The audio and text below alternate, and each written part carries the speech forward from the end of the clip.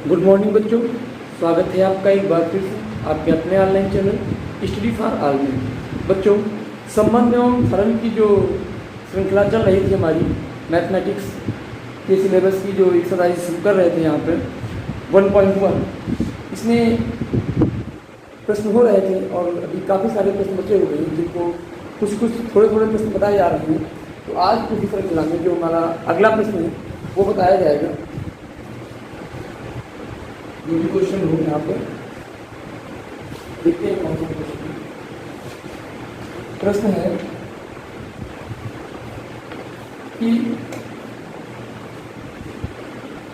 ए पर एक समुच्चय है, समुच्चय ए है x बिलोंग्स टू z, जहाँ पे इस प्रकार है कि x जो है वो 0 से बड़ा है और 0 के बराबर है, छोटा है और बराबर है 12।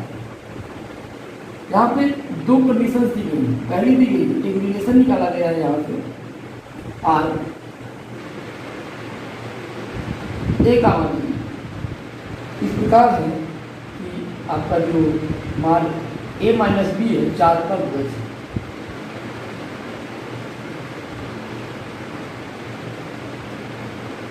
दूसरा रिलेशन है यहाँ पे आर ए का मान सच दैट ए बराबर बी। बच्चों यहाँ पे हमें सिर्फ ये करना है कि जो रिलेशन है दोनों रिलेशन ये संबंध तुल्यता होंगे। दोनों संबंध क्या होंगे? तुल्य होंगे। अब तुल्य होंगे मतलब क्या हो गया? तो तुल्य होंगे, सम्मित होंगे और संक्रामक। कोई भी संबंध तुल्यता संबंध कहलाता है जब वो तुल्य होता है, सम्मित होता है और संक्रामक होता है। ये बात पिछले वीडियो में और स्टार्टिंग से आपको बताई जा रही है कि तुल्यता की परिभाषा क्या है। कोई भी संबंध तुल्यता संबंध कब होता है। तो यहाँ पे अगर हम एक नंबर की बात करें, सबसे पहले हम इस समुच्चय को ले लेते हैं। यहाँ पे इसके अवयव क्या होंगे? इसके अवयव हो जाएंगे 0 से 12 तक। 0, 1, 2, 3, 4, 5, 12। अब बच्चों यहाँ से अगर हम एक नंबर की बात करें, रिलेशन निकालें एक नंबर के अवयवों की, तो a माइनस बी जो होगा वो 4 का गुणज होगा। यानी कि 0 ले सकते हैं, 0 का मान 0। आगे बढ़े, 1 का मान 2 नहीं ले सकते, 0 का मान 4 ले सकते हैं, 0 का मान ऐसे ही हम 8 ले सकते हैं और 0 का मान 12। ऐसे ही यहाँ पे हम आगे बात करें तो अन्य एलिमेंट्स जैसे डाट निकल जाए, उन सभी कीमती युग्मों का जोड़ा यहाँ पे बनेगा जिनका अंतर 4 होगा। जिनका अंतर जो होगा वो 4 का गुणज होगा। या अंतर 4 हो या 4 का गुणज हो। 4 होगा तब भी 4 का गुणज होगा, 8 होगा तब भी होगा, 12 होगा यहाँ पे 0 होगा तब भी 4 का गुणज होगा। तो इसका 0 होगी तो क्या होगा? 4 का गुणज होगी, 4 गुणे 0 हो जाएगा। तो हम यहाँ पे स्वतुल्य, सम्मित और संक्रामक की बात करते हैं। बच्चों पहली बात 0, 0, 1, 1, 2, 2, 3, 3, 4, 4, उनमें जो a माइनस बी का अंतर आएगा वो 0 ही आएगा। तो जब अंतर 0 होगा तो वो 4 का गुणज होगा। इसका मतलब ये स्वतुल्य है। क्या है? स्वतुल्य है। तुल्य क्यों है? क्योंकि यहाँ पे ए कामा ए रिलेशन को बिलोंग करता है। अब दूसरी बात करते हैं सम्मित की। तो सम्मित कैसे होता है? अगर ए कामा बी बिलोंग करे, बच्चों यहाँ पे आप देखो, अगर 0 का मान 4 की बात करते हैं, 0 का मान 4 अगर 4 का गुणज है तो 4 का मान 0 भी 4 का गुणज होगा, वो यहाँ संबंध नहीं होगा। इसका मतलब क्या है? ए कामा बी बिलोंग कर रहा है, इस प्रकार करेगा 0 बी का मान मतलब 0 का मान 1 कर 0 का मान 4 कर रहा है रिलेशन को, और 4 का मान 0 भी कर रहा है। इसका मतलब क्या हो गया?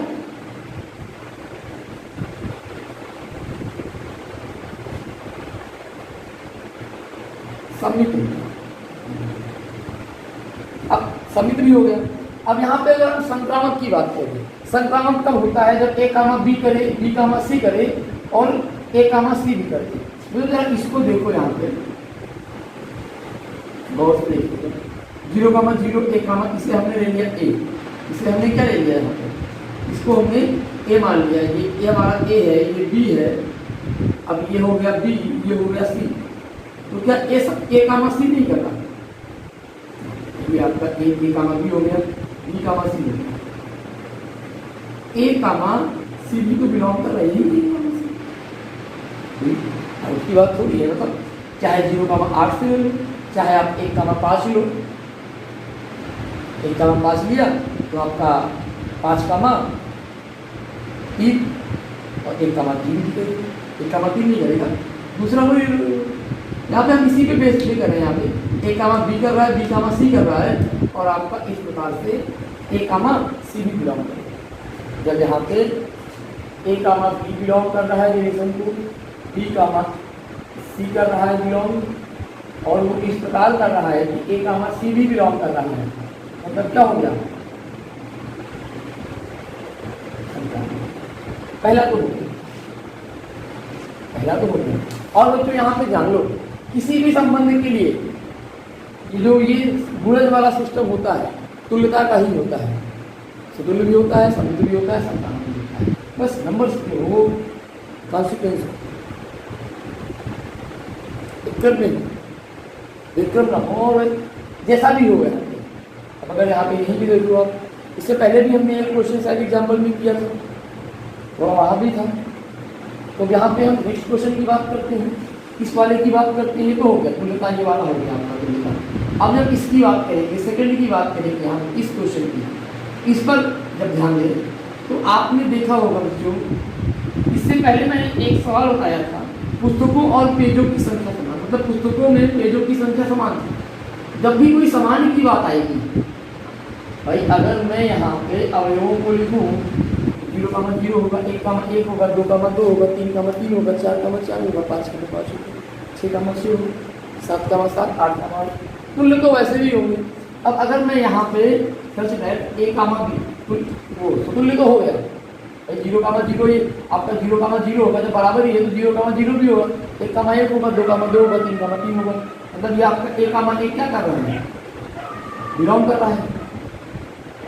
क्यों? क्योंकि 0,0 यहाँ पे बिलोंग करेगा, 1,1 करेगा, 2,2 करेगा, सब कुछ करेगा बिलोंग। अगर इसके लिए निकालेंगे यहाँ करेंगे तो उसके बाद हम जब बात करें यहाँ पे समित की, तो भाई जब 0,0 कर रहा है, ये ए है आपका, ये बी है, तो क्या बी का मान ए नहीं कर रहा है? समित है भाई, बी ए का मान बी कर रहा है, बी का मान ए भी कर रहा है, समित हो गया। अब संक्रामक की बात करें तो संक्रामक का मतलब हो गया, यहाँ पे 0 का मान हम 0 ले रहे हैं, तो ये आपका ए हो गया, ये आपका बी हो गया। फिर अगर हम यहाँ पे बी का मान सी लेंगे तो 0 का मान 0 होगा, फिर जब ए का मान सी लेंगे तो 0 का मान 0 होगा, तो 1 का मान 1 में ले लो, 2 का मान 2 में ले लो। इसका मतलब क्या हो गया बच्चों यहाँ पे कि ये समित तो संक्रामक चाहिए इस पर, और यहाँ पे इस पर बी का मान ए, 0 का मान 0, समित नहीं। तो यहाँ पे जो बराबर जहाँ पे होता है, दो अवयव जब आपस में बराबर होते हैं तो केवल बराबर की बात कर रहे हैं, यहाँ पे लेस और इक्वल की बात नहीं कर रहे, केवल बराबर की बात कर रहे हैं। तो संबंध जो होगा आपका वो स्वतुल्य भी होगा, समित भी होगा और संक्रामक भी होगा। तो ये बातें आपको आपके समझ में इस प्रश्न से संबंधित आ गई होगी। अगर ना आई हो थोड़ा सा वीडियो को रिपीट करिए और कमेंट करिए। वैसे इस प्रकार के प्रश्न इससे पहले बताए जा चुके हैं, यहाँ पे कोई विशेष बात नहीं है मेरे दृष्टिकोण से, और आप लोग तो समझ रहे हैं, तो धीरे धीरे समझने का प्रयास करें। अगला प्रश्न देखते हैं, यहाँ पे कौन सा है करें, यहाँ पे दूसरे प्रश्न की बात करें तो यहाँ पे कुछ कंडीशंस दी गई हैं और हमें उनकी एग्जाम्पल लिखी।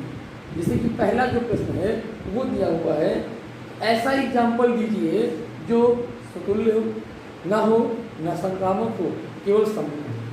क्या हो? समित हो, परंतु नंबर 1 की बात करें, स्वतुल्य ना हो और ना ही संक्रामक।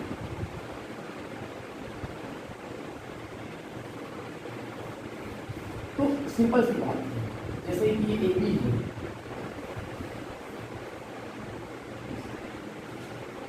AB लंब है BC पर और BC लंब है AB। यानी कि A कामा B अगर बिलोंग कर रहा है, B कामा C भी बिलोंग कर रहा है, लेकिन A कामा A नहीं बिलोंग कर रहा, दोनों बराबर नहीं है, जिस्ट नहीं है। जो लंब रेखाओं का होता है वो क्या होता है आपका, सममित होता है, किंतु स्वतुल्य नहीं होता है, संक्रामक भी नहीं होगा। यहाँ पे कोई तीसरी लाइन खींचोगे आप तो वो, जैसे हमने ये लाइन खींच दी यहाँ पे DE, तो ये DE तो आपकी BC पर लंब है, लेकिन क्या AB लंब होगी DE पर? नहीं होगी। हमने यहाँ पे अगर यह हमने लिख दिया कि AB लंब BC और लिख दिया यहाँ पे, तो लिख दिया जो आपकी BC है ये CBC, अब BC तो इस पर लंब होगी, इस पर हो जाएगी BC लंब, ये आपका संबंध नहीं है। या इस पर ऐसे खींच देना, इस पर ऐसे खींच दिया, तो हमने E ले लिया, ऊपर नहीं खींच दिया, हमने लिख दिया AB लंब BC और ये लिख दिया EB लंब BC, यानी कि BC लंब EB। लेकिन क्या AB EB पर लंब है? ये एग्जिस्ट कर रहा है, AB क्या EB पर लंब है? नहीं। मतलब अगर ये नहीं हो रहा है, ये तो बाई इक्वल है, ये ठीक है, ये ठीक है, लेकिन जो AB है वो EB पर लंब अब नहीं है, तो ये संक्रामक नहीं होगा। तुल्य तो होगा, तुल्य कब होगा? जैसे कि AB लंब BC है, तो आपका BC क्या है, लंब है AB पर, ये क्या हो गया, सममित हो गया। तुल्य नहीं, सममित। बात तुल्य की बार बार याद आती है, तो ये तुल्य की बात नहीं हो रही है, सममित की बात है। ये सममित का एग्जाम्पल है। वैसे भी हम और भी एग्जाम्पल ले सकते हैं, जैसे कि हम आपको दूसरा एग्जाम्पल लेके दिखाएं। जैसे हमने कोई यहाँ पे एक समुच्चय A ले लिया, A में 1,2,3 ले लिया, यहाँ से एक रिलेशन निकाल दें, रिलेशन में लिख दिया अवयव 1,2 और 2,1, सिंपल सी बात। ये आपका सममित है, तो ये तो यहाँ पे है ही नहीं, संक्रामक भी नहीं है, इसी के बेस में चलो आप, सबसे आसान तो यही होगा। ये तो हम बता रहे थे आपको, कुछ सामान्य गणित की बात बता रहे थे यहाँ की, जो लंब रेखाओं का समुच्चय होता है वो संबंध उनमें जो होता है वो आपका सममित होता है, स्वतुल्य और संक्रामक नहीं होता है। ठीक है बच्चों, अब ये तो आपकी बात समझ में आ ही होगी। यहाँ से एक आपको एग्जाम्पल निकाल के है, रिलेशन ऐसा रख देना है, आपको एग्जाम्पल ही देना है हमें यहाँ पे, सममित हो परंतु तुल्य और संक्रामक ना हो। तो हम यहाँ पे 1,2 और 2,1। अब बच्चों बात करें अगले प्रश्न की, यहाँ पे आगे किसका एग्जाम्पल कह रहा है? आगे कह रहा है कि संक्रामक हो परंतु तुल्य और सममित हो। संक्रामक हो, अब देखो संक्रामक की बात करते हैं, यहाँ पे साफ कर दें इसे।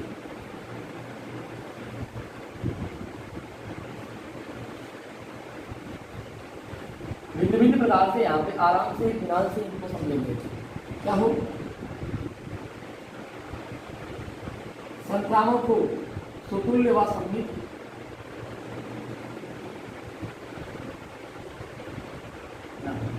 जैसे बच्चों हमने फिर यहाँ पे एक समुच्चय अगर 1,2,3 ले लिया और यहाँ पे लिख दिया, रिलेशन निकाल दिया, यहाँ पे 1,2, 2,3 और 1,3, ये आपका हो गया सब संक्रामक। लेकिन क्या ये आपका सममित है? नहीं। स्वतुल्य है? नहीं।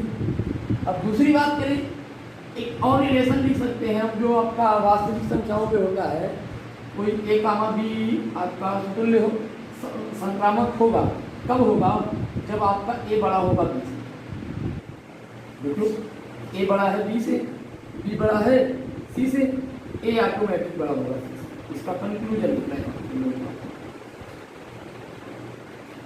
अगर A बड़ा है B से, B बड़ा है C से, तो ये क्या होगा? A जो होगा इसी से आता है 3 बड़ा होगा। जैसे कि 1 जो है, जैसे यहाँ पे हम लिखते हैं 3 बड़ा है 2 से, 2 बड़ा है 1 से, तो 3 तो 1 से बड़ा ही होगा। इस बात की पुष्टि तो यहाँ से होती ही है, और यहाँ पे इस प्रकार से भी होता है। जो वास्तविक संख्याओं में जरल का होता है वो क्या होता है आपका, संक्रामक होता है। और मैं तो कहता हूँ कि आप एक समुच्चय का अनुसार 1 2 3 ले लो, न्यूनतम होता है, ठीक है। इसमें से रिलेशन निकाल के एग्जाम्पल लिखने का प्रयास करो, तुल्य समित और संक्रामक। इक्वलिटी मत ले लेना, यहाँ पे इक्वल ले लो सर। बात समझ में आ गई? अब आगे बढ़े, अगला देखते हैं। तुल्य और संक्रामक हो किंतु समित न हो, क्या हो? सुतुल्य और संक्रामक हो किंतु समित न हो। भाई जब सुतुल्य होगा, देखो अगले की बात करते हैं, सुतुल्य हो, संक्रामक हो किंतु समित ना हो, तो इसी रिलेशन पे हम बात करते हैं। इसी पर यहाँ पे अवयवों को चेंज करना पड़ेगा।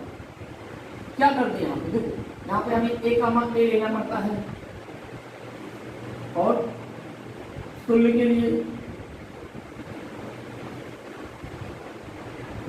और यहाँ पे अगर ए कामा बी बिलोंग कर रहा है और बी कामा सी बिलोंग कर रहा है, तो ए कामा सी भी बिलोंग करना चाहिए। ये 3 कंडीशन होंगी।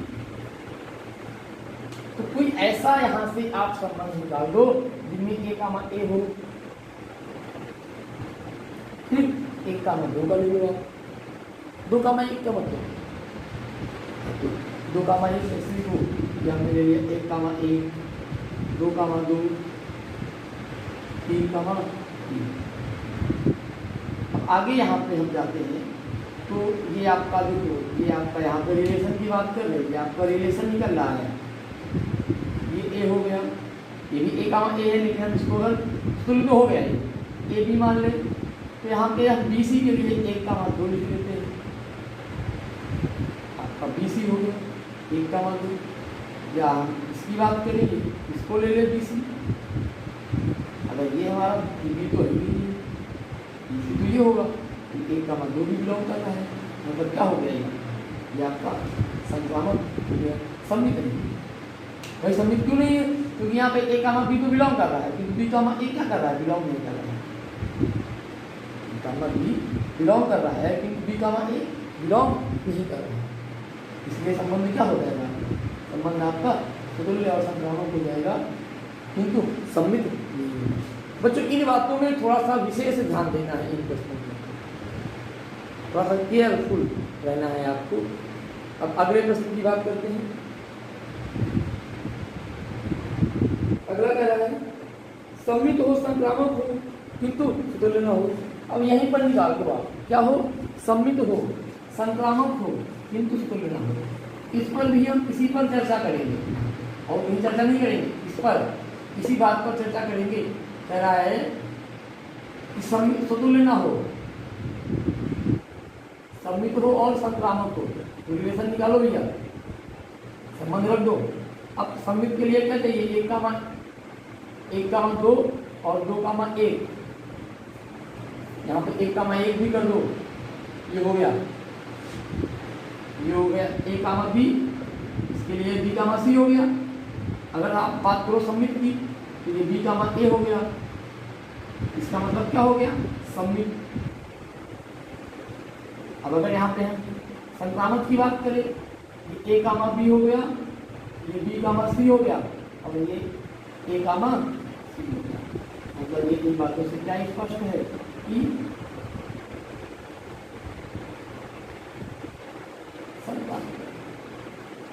बच्चों ये बातें आपको भली भांति समझ में आई है, यहाँ पे समझना बहुत जरूरी है, ठीक है। कायदे से इनको समझिए थोड़ा। आप यहाँ पे जो क्वेश्चंस है ये आपको अपने विवेक से करते हैं, और हमारा जो विवेक लगता है तो अपने मन से करते हैं, सारे सिद्धांतों को, सारे सिस्टमों को जानते हैं। भाई प्रश्न ने हमारे ऊपर छोड़ दिया, एग्जाम्पल लिखो, ये क्या है हमारा? ये प्रेजेंट ऑफ माइंड जो होता है, मतलब वर्तमान में हमारा मस्तिष्क कैसे कार्य कर रहा है, उस पर सोचना है। और हमारा दृष्टिकोण क्या है सोचिए, दृष्टिकोण पर भी ध्यान काफी कुछ निर्भर करता है प्रश्न में। अब बच्चों आगे कुछ देखते हैं, अगला प्रश्न क्या है, एक और प्रश्न लेंगे। तो अगला प्रश्न हमारा है, एक काफी लंबा क्वेश्चन है, एक्सरसाइज का सवाल नंबर 11। तो ये कह रहा है सिद्ध कीजिए कि जो आपका समतल में P का मान Q बिंदु स्थित है, उनकी मूल बिंदु से जो दूरी है वो समान है। यहाँ पे एक रिलेशन निकाला गया है, संबंध है ये R, और R संबंध इस प्रकार है, P का मान Q बिंदु है जहाँ P की दूरी O से, यानी OP बराबर OQ। ये संबंध जो है संबंध तुल्यता है, ये सिद्ध करना है। और इसके आगे हमें सिद्ध करना है कि जो यहाँ से सभी बिंदु जा रहे हैं वो आपके P से होकर जुड़ जाते हैं बिंदु, वो एक वृत्त को निरूपित करते हैं जिसका केंद्र क्या होता है, मूल बिंदु पर होता है। तो यहाँ पर हम थोड़ा सा ज्योमेट्री की बात करते हैं, रेखा गणित क्या होती है। ये हमें एक मूल बिंदु ले रहे हैं, यहाँ से हमने डी बिंदु ले लिया और ये डिस्टेंस यहाँ पे इक्वल है, ठीक है। अब यहाँ पे जब आप रिलेशन देखोगे तो ये भाई ये डिस्टेंस इसके बराबर है। मैंने अभी अभी पिछले क्वेश्चन में कहा था जब इक्वलिटी की बात आए, यहाँ पे तो कुछ है ही नहीं, बचा ही नहीं कुछ करने के लिए, तो आप खुद ही कर सकते हो भाई। जब बात इक्वलिटी की आए तो ऑटोमेटिक होगा, क्योंकि OP की जगह OQ आ जाएगा भाई, सम्मिल भी होगा क्योंकि OP बराबर OQ और आपका OQ बराबर OP हो जाएगा। यानी कि OP कामा OQ बिलोंग कर रहा है रिलेशन को, और OQ कामा OP भी कर रहा है। अब इसके बाद अगर हम बात करें यहाँ पे कोई तीसरा अवयव ले लें, ये हो गया आपका सम्मिलित। अगर संक्रामक की बात करें कोई तीसरा बिंदु यहाँ पे R ले लें, निकालें इसके लिए। अगर ये OP कामा OQ है यहाँ पे, और ये QR ये तो है OQ, OR कामा OQ है, OQ कामा OR है, और जो संबंध आपका है तो यहाँ पे OP कामा OR को मिला करेगा ही भाई। जब OP बराबर है यहाँ पे OQ के और OQ बराबर है OR के, तो आपका OP तो ऑटोमेटिक बराबर होगा OR के, ये तो होगा ही। अगर ये इक्वल है तो ये इक्वल, इसका मतलब ये भी रिलेशन में है, ये बिलोंग कर रहा है रिलेशन को, ये बिलोंग कर रहा है, ये भी करेगा, कि बराबर तो होता ही। यहाँ पे आपके पास समझ में आ गई, ये तो पता है, तो ये तो इक्वलिटी से हो जाएगा, क्योंकि वो OP का मान OP हो जाएगा भाई। वो हम OP की जगह OP ही लिख सकते हैं। अभी बताया था A का मान A बराबर B वाला क्या था, A बराबर B तो यहाँ पे है। अब बात करते हैं नेक्स्ट, यहाँ पे आगे क्या करने के लिए कह रहा है।